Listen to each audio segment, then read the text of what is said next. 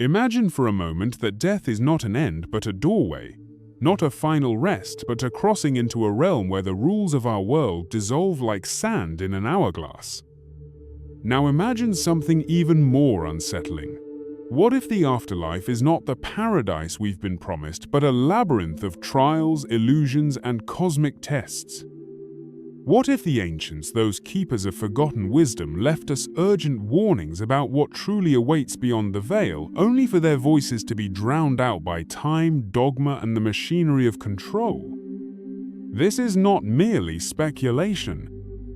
It is a thread woven through the most guarded texts of history, the Nag Hammadi Scrolls whispering of archons and soul traps, the Tibetan Book of the Dead mapping out the treacherous Bardo realms, the Egyptian Dua with its scales of judgment and deceptive gates.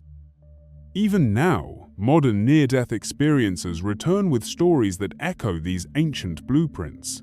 Tunnels of light that feel more like a siren's call than salvation. Beings of radiant authority demanding compliance. Lifetimes reviewed not for absolution, but for reprogramming. The question is not whether there is an afterlife. The deeper, more dangerous question is, whose design does it serve? For centuries, secret societies and mystery schools guarded these truths, speaking in symbols, encoding their knowledge in myth and architecture. They knew that to reveal the nature of the afterlife was to reveal the nature of the prison and the key to escaping it. But the key was never meant to be lost. It was buried, yes, hidden beneath layers of allegory and state-sanctioned religion, waiting for those with the courage to question, to dig, to remember. So let us begin there, at the edge of revelation. Let us pull back the curtain on the oldest deception, that death is a surrender rather than an awakening. That the light at the end of the tunnel is a destination rather than a checkpoint. That the gods we've been taught to worship are not gatekeepers but wardens. This is not a journey for the faint of heart. It will ask you to unlearn everything you've been told about heaven, hell, and the nature of your own soul. It will demand that you question the very fabric of reality. But if you are ready, if you sense, in the marrow of your being, that there is more to existence than the cycle of birth and death, then take my hand. Let us walk this path together. If these words stir something within you, if you feel the resonance of a truth too long suppressed, then dare to go deeper. Like this video, subscribe to this channel, and let the unraveling begin. The choice, as always, is yours. There is an architecture to the unseen, an invisible scaffolding upon which the afterlife is built. The ancients did not speak in riddles to confuse us, but to protect us. They knew that to grasp the nature of the beyond, one must first understand the laws that govern it. And so, like astronomers mapping the movements of celestial bodies, they left behind star charts for the soul guides to navigate realms where time bends, where thought manifests as matter, and where the unwary can be ensnared for lifetimes. At the heart of these teachings lies a truth so profound, it reshapes existence itself. The afterlife is not a static destination, but a dynamic process. The Egyptians called it the weighing of the heart, the Buddhists named it samsara, the Gnostics warned of the archon's loom. Each culture, in its own way, recognized that what happens after death is not a reward or punishment, but an alchemical continuation of the choices we make here and now. Consider Plato's allegory of the cave, not as a mere philosophical metaphor, but as a literal map of the soul's journey. The prisoners chained in darkness are not just ignorant humans, they are souls trapped in the cycle of reincarnation, mistaking shadows for substance. The fire casting those shadows? That is the false light so many near-death experiencers describe, a radiant illusion designed to pull us back into the wheel of rebirth. And the one who escapes the cave? That is the initiate who has learned to see beyond the veil, who recognizes that even the light can be a trick of the gods. Modern science in its own way is stumbling toward these truths. Quantum entanglement, where particles mirror each other across vast distances, echoes the ancient concept of karma, the unbreakable thread connecting cause and effect across lifetimes. Neuroscience reveals that consciousness is not confined to the brain, but rather tunes into it like a radio receiving signals from some vast, unseen field. Even the holographic principle, which suggests our universe may be a projection from a higher dimensional source, mirrors the Gnostic claim that this world is a simulation, a demiurge's dream. But the most urgent of these core truths is this: the afterlife is a test of awareness. The Bardo Thödol warns of wrathful deities that are not external beings, but manifestations of our own unresolved fears and attachments. The Egyptian Book of the Dead provides passwords for bypassing false gatekeepers' entities that demand obedience before allowing passage. Even in modern near-death accounts, we hear of life reviews that feel less like judgment and more like reprogramming, urging the soul to return, to try again, to remain within the system. This is the great work the mystery schools sought to teach: how to die before death, to awaken before the afterlife, to see through the illusion so completely that when the final moment comes, you are no longer a prisoner but a traveler who knows the way home. The question now is not whether these patterns exist, but what they mean for you. Are you content to drift through life and death, unaware of the currents that carry you? Or will you study the map, learn the signs, and prepare for the journey ahead? The truth does not always come dressed in facts and figures. Sometimes it whispers through symbols, through the recurring motifs that surface across civilizations, through the sacred geometry hidden in temple walls, through the archetypes that haunt our collective dreams. The ancients understood that direct knowledge could be stolen, burned, or erased, but symbols? Symbols are immortal. They slip past the censors of history and plant themselves in the subconscious of humanity, waiting to be decoded by those with eyes to see. Consider the labyrinth not merely as a winding path, but as a multi-dimensional map of the afterlife journey. In Crete, it imprisoned the Minotaur, that half-beast shadow of our own untamed nature. In medieval cathedrals, pilgrims walked its winding path on their knees as a form of penance. But look deeper. The labyrinth is the soul's voyage through the post-mortem realms. The center is not an endpoint, but a portal one that demands you face your inner monster before passing through. The modern near-death account of moving through a tunnel mirrors this exactly. The light at the end is not salvation, but the next trial. The Egyptians encoded similar wisdom in their hieroglyphs. The feather of Ma'at, against which the heart is weighed, is not about moral judgment. It is a test of density. A heart heavy with attachment sinks, dragging the soul back into incarnation. A heart light with wisdom rises. Even their pyramids were not just tombs, but resonance chambers designed to amplify consciousness for the journey beyond. The so-called burial chambers were never meant for corpses. They were initiation rooms where the living could experience the afterlife while still embodied. Then there is the Ouroboros, the serpent eating its own tail. Alchemists saw it as the cycle of transformation, but the Gnostics knew it as the true shape of time in this reality. The afterlife, they warned, is not linear. Souls are not marching towards some final heaven, but caught in a loop, tricked into drinking from the river of forgetfulness, the Lethe of Greek myth, before being sent back into the wheel of birth and death. Even the biblical story of Adam and Eve takes on new meaning. The forbidden fruit was not sin, but gnosis, knowledge, and the fall was not punishment, but the beginning of the soul's amnesia. But the most potent symbol of all is the veil, the thin boundary between worlds, between life and death, between sleep and waking. In temples, it was represented by curtains shielding the inner sanctum. In dreams, it manifests as thresholds we hesitate to cross. The afterlife, according to esoteric traditions, is not some distant realm, it is all around us, separated only by frequency. Those who have brushed against death often report the same sensation, that they were not going somewhere, but simply remembering a truth that was always there. These symbols are not relics of a dead past, they are living keys, and they point toward a startling possibility that the afterlife is not a place we go, but a state we recognize. That the gods, the guides, the judges we meet, there are not external beings, but reflections of our own unresolved selves. And that the only way out of the cycle is to wake up here, now, before the final initiation of death arrives. Do you feel the pattern emerging?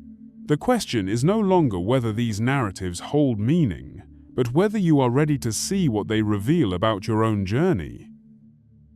The most dangerous knowledge is not that which shocks the mind, but that which demands transformation.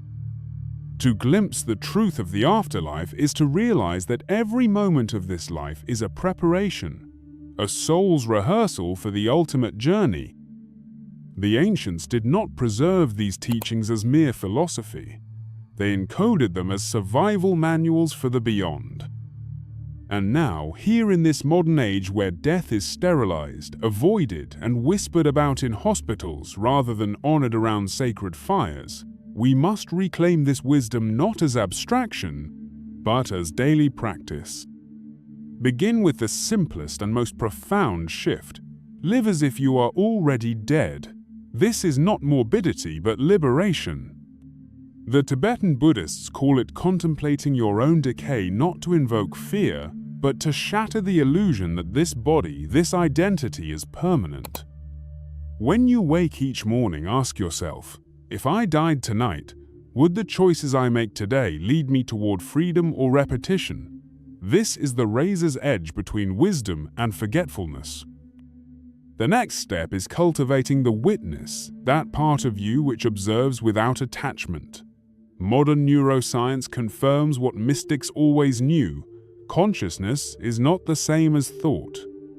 Near-death experiencers consistently report that during their out-of-body states, they retained full awareness, even as their brains showed no activity. This is the key. Practice detaching from the incessant chatter of the mind through meditation, breathwork, or even simple walks in nature, where you let the world flow through you without mental commentary. Why? Because at the moment of death, those who identify solely with their thoughts and emotions become lost in the bardo's hallucinations, while those who have mastered the witness state navigate it with clarity. Then there is the matter of energetic sovereignty. The Gnostic texts warn of archons not as literal demons, but as forces that feed on human fear, confusion, and unconscious compliance. You encounter them every day in subtler forms: media that induces panic, social structures that thrive on division, even certain spiritual systems that keep seekers dependent on gurus or dogma. Your protection is twofold: discernment, questioning every narrative, especially those that claim absolute authority, and vibration, maintaining states of love, gratitude, or creative flow that make you indigestible to lower energies. The Egyptian negative confessions from the Book of the Dead reveal this beautifully. They are not admissions of sin, but declarations of sovereignty. I have not let myself be angry. I have not allowed my energy to be drained by petty things. Most crucially, reclaim your creative power. The afterlife teachings universally suggest that thought shapes reality more intensely beyond the veil. What you consistently imagine, fear, or worship here becomes your experiential reality there. This is why indigenous traditions emphasize singing the soul's path, why medieval alchemists visualize their ascension through planetary spheres, and why modern near-death experiences describe their life reviews as being judged not by gods, but by their own higher consciousness. Start now. Craft a personal soul map through journaling, art, or ritual, a vivid representation of the identity and values you wish to carry beyond death. Update it as you evolve. And finally, practice dying. Not physically, but through controlled portals. Deep meditation, lucid dreaming, or sensory deprivation where the ego loosens its grip. The Amazonian shamans say we must die many times before the final death, meaning we must surrender our smaller selves repeatedly to remember our eternal nature. Even something as simple as pausing before sleep to release the day's attachments, grudges, worries, even joys trains the soul to let go when the true moment comes. This is not esoteric theory. It is the difference between waking up in the afterlife as a disoriented stranger or as a conscious traveler. Between being ushered into another cycle of rebirth or stepping beyond the wheel entirely, the choice is made not at death, but in 1,000 small moments of awareness here and now. We stand now at the precipice of revelation, where all threads converge into a single luminous truth. Death is not an ending, but an unveiling. The afterlife is not some distant paradise or punishment awaiting us. It is the hidden dimension of our present existence, the shadow cast by our collective amnesia, the unspoken curriculum of the soul. The ancients did not warn us about what comes after life because they feared death. They warned us because they revered awakening. Consider this moment right now, as these words resonate through you as part of your soul's preparation. Every insight that has stirred you, every chill of recognition, every quiet defiance of old beliefs has been a rehearsal for the ultimate journey. The Egyptian initiates spent years in darkened chambers learning to navigate the Dua while still alive. The Tibetan monks trained in dream yoga to recognize the Bardo's illusions. And you? You are being initiated in the modern mystery school of seeking, questioning, and remembering. But time is not linear, and the window is narrowing. The systems that have obscured these truths for millennia are crumbling, not just in dusty libraries or secret societies, but in the collective psyche. The veils are thinning. You feel it in the uncanny synchronicities, the global upheavals, the quiet knowing that something vast is shifting. This is not apocalyptic prophecy, it is evolutionary urgency. The cycles spoken of in the Mayan calendar, the Vedic yugas, and Gnostic cosmology all point to the same truth. There are moments when the gates between worlds open wider, and the next one approaches like a tide. So I ask you not as a teacher, but as a fellow traveler, what will you do with this knowledge? Will you file it away as an intriguing theory, or let it sear through your complacency like the Egyptian sun through papyrus? Will you wait for death to show you what you could discover tonight in meditation, in a moonlit ritual, in the simple act of pausing to ask, who am I really when stripped of all labels and lifetimes? The call is not to prepare for death, but to incinerate the illusion of separation between life and death. When the Tibetan masters speak of the rainbow body, the luminous dissolution of the physical form, they are not describing magic, but mastery. The same mastery available to you in the alchemy of daily choices, to forgive instead of resent, to create instead to consume, to bless the world instead of curse its shadows. This is your moment, not when the breath leaves your body, but now as you stand between the seen and unseen, between the old world and the new. The afterlife is not a destination. It is an invitation to remember what you truly are. If this journey has stirred something in you, if you sense the weight of forgotten truths pressing against the edges of your awareness, then act. Share this message with those ready to hear it. Subscribe for deeper dives into the mysteries. Leave a comment with the word remember if you feel the call to awaken beyond the cycle. And when we meet again, whether in this life, the next, or in the timeless space beyond form, may it be as those who have learned to die before death, and thus finally live. Like, subscribe, and hit the notification bell to join our next exploration. Until then, stay awake, traveler. The veil has never been thinner.